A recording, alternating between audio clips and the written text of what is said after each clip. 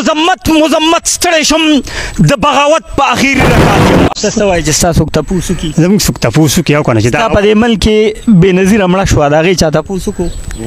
نه چا هم تپوس نه یې کړی. په عمران خان باندې ډزې وشوې د هغه چا تپوس وکړو؟ نه چا تپوس کړی. ته د کوم معقول یې چې ستا به تپوس کېږي؟ نن د وړوکي اختر مبارک ورځ باندې څه سکیورټي ګارډز چې کوم دي هغه سراپه احتجاج دي. هسې خو زموږ دا نظام چې کوم دی دا راپرېوتو واله دی او دا کښتۍ ډوبېدو واله ده. خو بیا هم که زه په دې موقع باندې د دې په سر لاس کېنهدم نو یقینا چې دا به زما صحافتي زندګۍ سره ډېر سخت زیاتې وي. ما صرف زه د وبیا نه یم.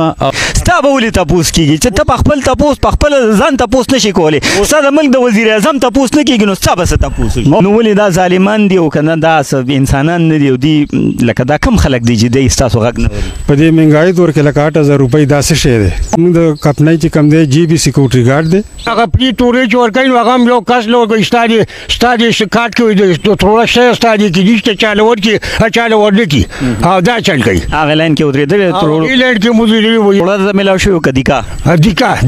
دیکا راته میلاو شو. چاته تروړه میلاو شوې ده؟ چاته میلاو شوې ده؟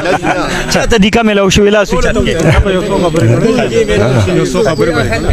ښه جي دلته کې ټولو ته د تروړو په ځای دیکې میلاو شوي دي. زمونږ د حکومت په کرسۍ ناست دغه واکدارانو ته درخواست دی چې که تروړه نشي ورکولی نو کم سے کم دې ته دیکې مه ورکوئ.